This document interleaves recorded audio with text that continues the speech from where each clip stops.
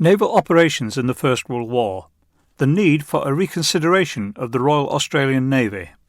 A 26-minute presentation held at the Staff College, Shrivenham, on the 24th of March 2010. The presenter is Rear Admiral James Goldrick of the Royal Australian Navy. I am going to push a line. I'm here to push a line. It's one I've been pushing for a couple of years. The argument I'm going to put today is that the history of naval operations in the First World War, particularly the British Navy, urgently requires re-examination. And that urgency, there's a third factor, but the urgency is based on two factors. The first, the centenary is rapidly approaching. The risk is the popular fixation on the war on land is going to overwhelm any attempt to understand the nature and the significance of the war at sea. In Britain's case, you're going to run the gamut from Mons to the Hindenburg Line via the Somme. In Australia's case, it'll be Gallipoli to Le Hamel via the Somme. Insofar as the naval side's concerned, well, it'll be a mix of the Dardanelles, Jutland and submarines and not much else. Yet there's a naval story to tell that I think is profoundly significant in its own right.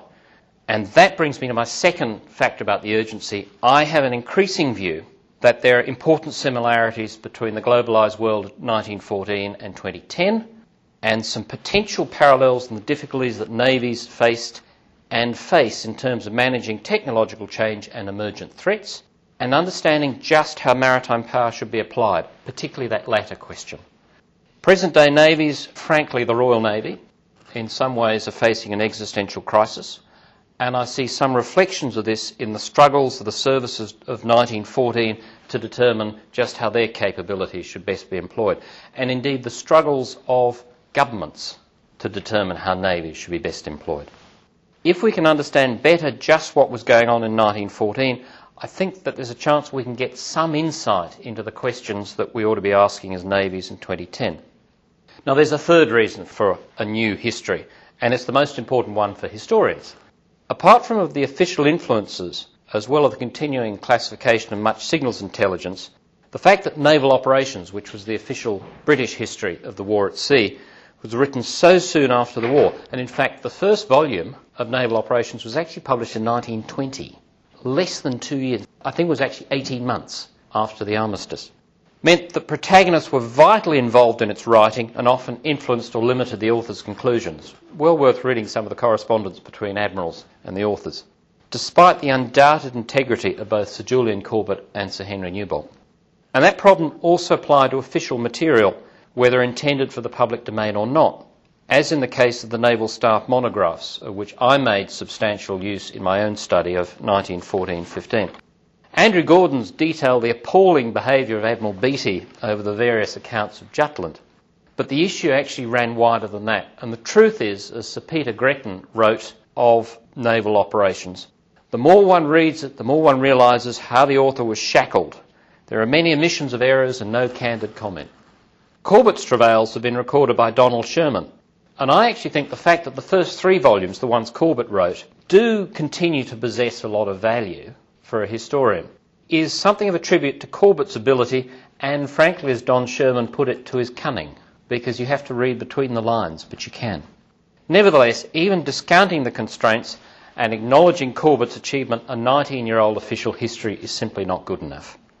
Now, it had been possible to speak of the historiography of the Royal Navy in the Great War without reference to Arthur Marder and his 5 volumes From the Dreadnought to Scapa Flow, the Royal Navy in the Fisher era.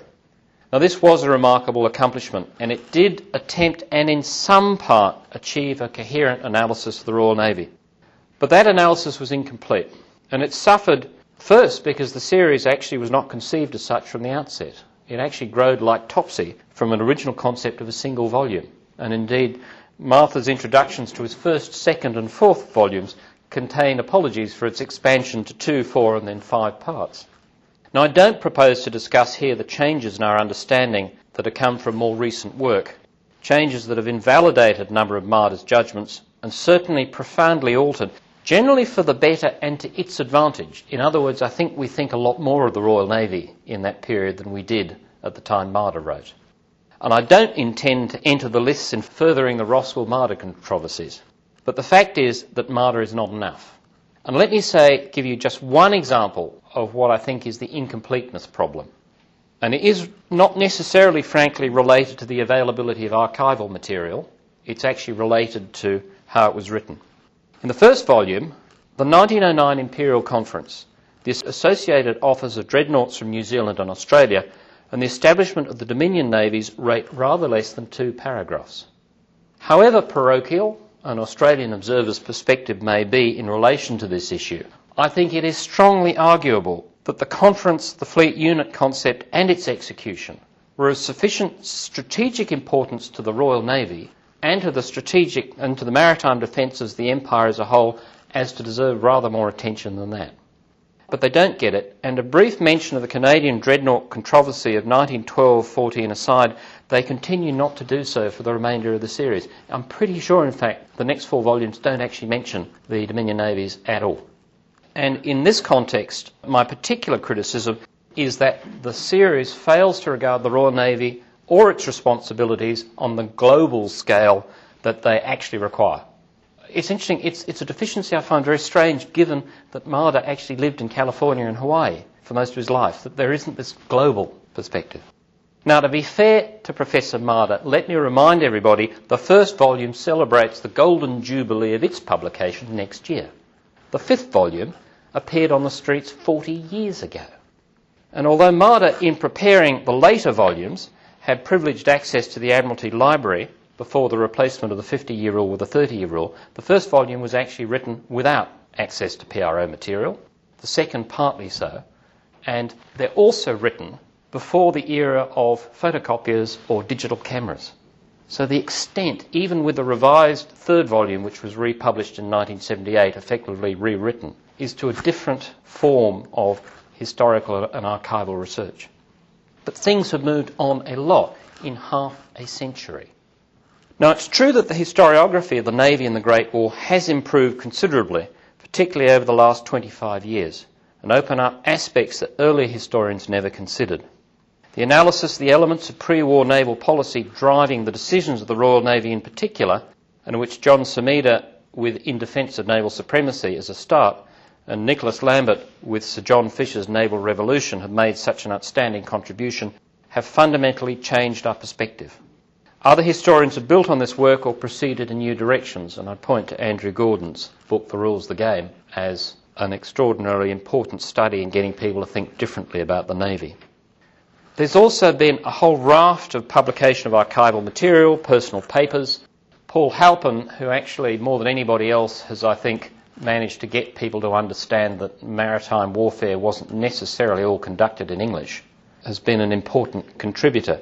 And then there have been technical histories such as Norman Friedman's recent British destroyers and Ian Buxton's big gun monitors.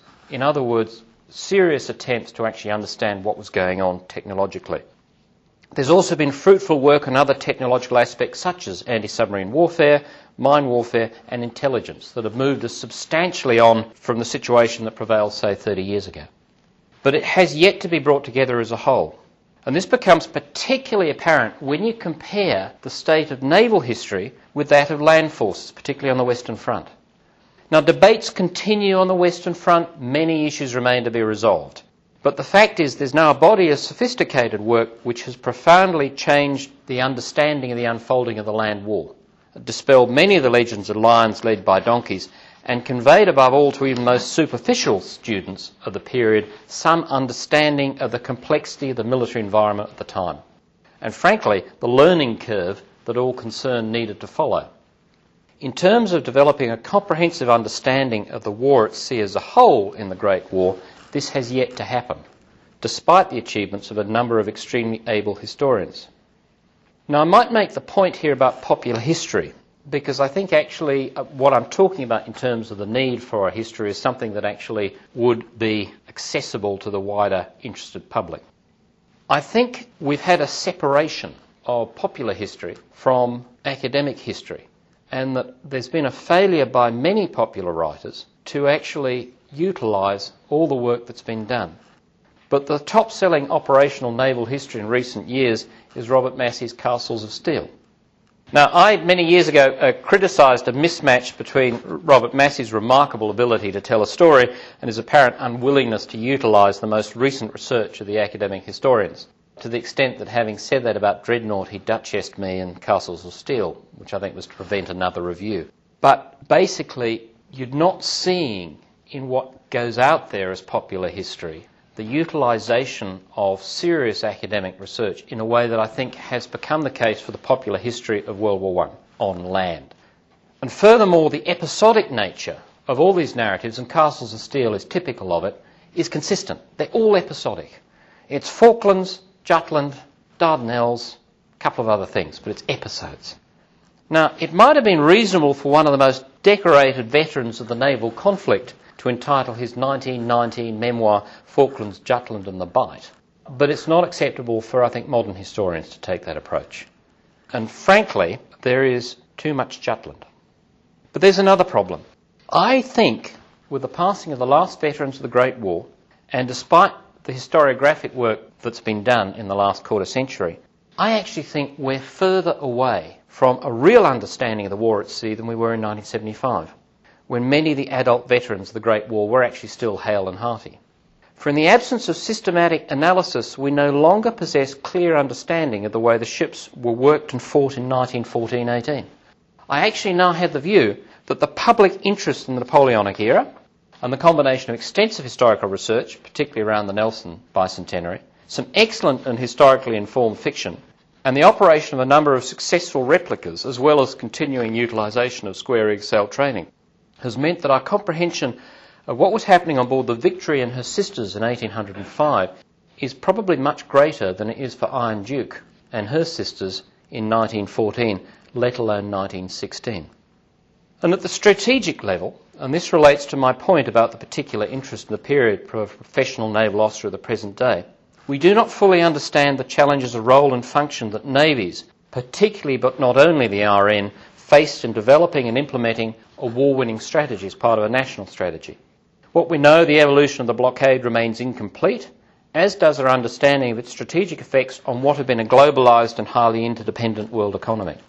Greg Kennedy and others have started the analysis of this extraordinarily complex question, while Nicholas Lambert is completing a study that I believe will be profoundly important. The sort of things Nicholas Lambert's finding out about what was being thought about in terms of not really a blockade but a commercial war really are going to profoundly affect our understanding of what was going on. What we know, the challenges of supporting and sustaining a navy is better than it was, particularly through the work of John Semida, but it's not been fully related to the progress of the naval war and the drivers behind the disposition of forces, and even less analysed for the important Mediterranean theatre and other foreign stations than it has been for British home waters. Now let me just give you an example of the problems of dealing with the technology of the day to suggest the existence of things going on which have profoundly important consequences moving up operational to strategic. Coal.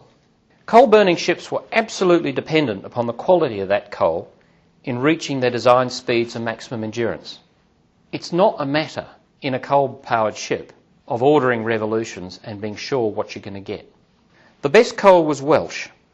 There was good coal in other parts of the world, such as Southport in New Zealand, but the majority of countries did not have access to such stocks. German coal, for instance, certainly does not seem to have been the same quality for marine purposes. Now, the difference could be extraordinary. And let me give you an example. Trials on the battlecruiser Australia demonstrated that while she used 10 tonnes of Welsh coal on 15 boilers over an hour to achieve just over 16 knots run, okay? 10 tonnes, no oil by the way, 15 boilers, 16 nautical miles run in an hour. Using Australian coal, she required all her 31 boilers and 16 tonnes of coal, supplemented by up to 8 tonnes of oil to achieve 16 knots over an hour. Think about it. Differences of this magnitude meant profound differences in the operational capabilities of both ships and fleets, but we know very little about how the issue worked itself out in reality. Even in the North Sea, the German sortie in April 1918, the Von der Tanns had to signal to Admiral Hipper, cannot do more than 21 knots on account of bad coal consumption 50% higher than usual. Now, even for the North Sea, that mattered seriously. Think about the issues oceanically. As we move to the operational level, it's also true that we still simply don't fully understand the challenges of remote command and control and how they worked out in practice. This is despite the excellent work by Nicholas Lambert on the Admiralty's war room concepts and the emergence of its network concepts for the remote control of forces at sea. Much more work is needed to understand just how those forces at sea were directed during the actual conflict, under what constraints, and how the nature of that direction evolved over the war years. Some of this has been started by Nicholas Black in his work, The British Naval Staff in the First World War, which indirectly explains a lot of it. But I still think we don't understand completely what was going on. And let me go to another, down to the tactical level, but to talk about some issues which may seem mundane, but I think are really vital. And my first one is the problem of navigation. In units which had no long-range sensors, other than the uncertain possibility of detection of enemy wireless transmissions, and which were bounded by the visual horizon, accuracy in reckoning becomes vital. And if you're going to have, as Nicholas Lambert describes, a war room concept, particularly in somewhere like the North Sea, when in poor visibility you have very limited visual range, even a mile can be decisive in determining whether contact is going to get gained or not. Yet at this point in the machine age, the artificial aids available to mariners had not greatly advanced. The majority of ships still relied upon magnetic compasses, while the ones that did possess gyroscopic compasses had to maintain a constant watch upon their accuracy. I think there's some people old enough in this room who've been to sea when you really did have to still watch gyro compasses like a hawk. The art of correcting and operating magnetic compasses had achieved a high degree of refinement, but it was a fact, as it remains today, that such compasses were susceptible to local magnetic changes and anomalies. I might point out that variation in the English Channel changes 5 degrees over 400 miles. Interference from metallic objects inappropriately located, as well as a number of other potential influences such as magnetic storms. The mechanical logs of the day were an improvement on their handheld predecessors, but provided information only on the relative movement of ships through the water mass. The North Sea, with its currents and tides, represented a particularly complex environment, but these problems apply to many other parts of the world, often in circumstances where the data derived from historical observations was not nearly as comprehensive as that for British home waters. And the climatic conditions in the North Sea also frequently prevented the use of heavenly bodies, which were not always available in any case. I might note that the North Sea pilot reckons, and I would agree with this from bitter experience, that the average amount of cloud in the North Sea is between 6/10 and 8/10, and is slightly greater in midwinter than in spring and early summer. So even in the most ideal conditions in which star sights could be taken, a fix was only possible during twilight, while the use of the sun or moon at other times was based on a combination of the sight and dead reckoning. And I have to say, if you try taking a moon sight in the North Sea, good luck. In the absence of other aids, and many buoys had been removed and lighthouses dowsed, it's thus not surprising that ships could rapidly in the North Sea, and more gradually elsewhere, progressively become more uncertain as to their position as the pool of errors increased. Even ships operating in company could develop rapidly different solutions because of the different weight that individual navigators would place upon the fidelity and the significance of the different sources of information available to them. As was clearly demonstrated at Jutland, forgive me having complained about too much Jutland to give you the example, but it's accessible. When ships had sailed from different ports at different times, their navigational plots after only a few hours could be catastrophically at variance, to the extent that a coherent picture of the situation could be impossible to develop in terms of being the command, even when scouting units did their reporting job. In the words of the narrative of the Battle of Jutland, the problem of determining just who was where, and I quote, is more of the nature of a complicated mosaic or puzzle picture whose composition requires a great deal of knowledge, skill and patience. How much can only be known by those who have tried it. And this navigational uncertainty extended to practically every aspect of operations. It was all very well, for example, to plan a minefield in an area of potential opportunity, but such a field could not only fail in its purposes, but becomes just as lethal for friend as for foe, if in the case of an early German field, it was laid 30 nautical miles in error. And the unit which did that had been at sea for some 30 hours in thick visibility and had no fixing information available between sailing and laying the field. At Jutland, at the encounter of the Grand Fleet with the battlecruiser fleet, the combined error in the positions of the flagships in relation to each other was some 12 nautical miles, a difference exacerbated by a time error which added more than 4 miles to Lyon's misconception of Iron Duke's position.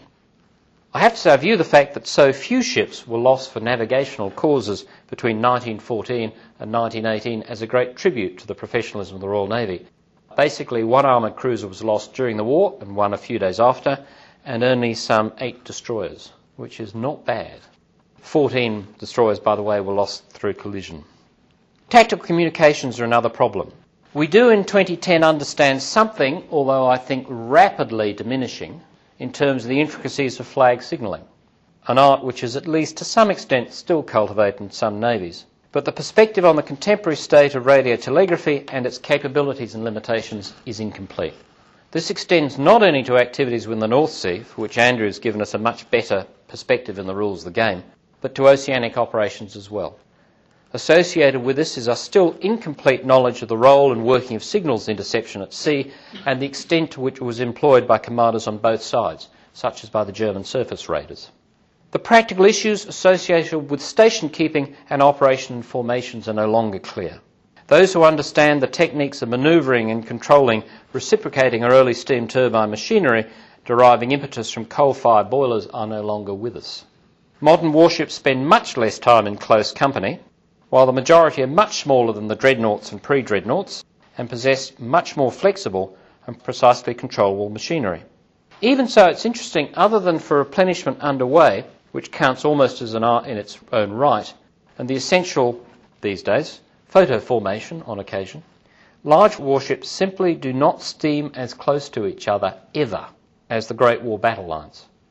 And it would be considered, frankly, unseamanlike to do so, because there are few operational benefits to justify the hazards involved or the human energy consumed. And the point that is very clear in retrospect in the operation of the fleets of the day, that actually this represented a profound professional challenge and one that must have consumed a great deal of the attention of bridge and command personnel, particularly but not only in night and in heavy weather. And it should be noted that although there seem to have been progressive increases in formation speeds and in the complexity of exercises before 1914, these were relatively recent developments. And I, from my researches, am pretty sure that at the outbreak of the war, experience levels were not high and personnel were under considerable strain. The available evidence indicates that customary formation speeds before 1914 in the Royal Navy were several knots less than those which had soon to be adopted in wartime in the face of the submarine threat. As far as I've been able to figure out, the customary formation speed seems to have been 10 knots before World War I and had to go up to 15 or 16 within months of the outbreak because of the submarine threat. So the question that may be asked is the extent to which concentration of station keeping came at the expense of battle-mindedness and unit initiative. If so much attention had to be paid to following the leader, how much remained to look out for the enemy? Internal organisation. Little work has been done on the internal organisation of ships and the way that evolved during the Great War to meet its demands. There are a number of useful collections and analyses of oral history, but not many systematic efforts at understanding how ships' companies were employed and how they spent their day at work, in recreation and in battle.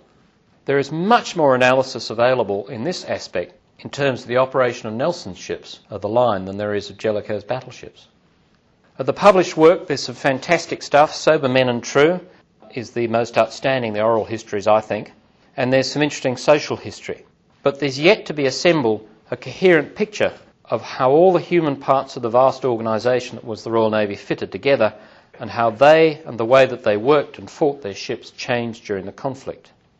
Now, I've raised only a few, and I must admit I've used the mundane to really try and make the point clear of what I see as the many questions that need to be answered before we can be confident that we have got a reasonable understanding of the Navy and of naval warfare in the first global conflict of the 20th century. I can say here that the Australian Navy intends to rise to the challenge and produce its own new history of 1914-1918, for much the same reasons that I've argued here. I believe that there's something which needs to be done, perhaps needs even more to be done in Britain. The financial pressures on the Royal Navy are of course extreme, and it is unlikely to be able to provide much more than moral support for such a venture. But I firmly believe that we need to look, if necessary, outside and around to see what can be found, what resources can be uncovered, and what body of support can be developed to get things underway. It's not something that can be produced by an individual proposing a project to a publisher to be accomplished part-time over a couple of years. This is a serious work which is going to take several years and consume a really capable person's energies. So it's a substantial, well-supported full-time effort that needs to start, and as soon as possible. My view is probably 2 volumes, and if the first could appear no later than mid-2014, it would be perfect. And to paraphrase Patrick O'Brien's hero, Jack Aubrey, there's not a minute to lose.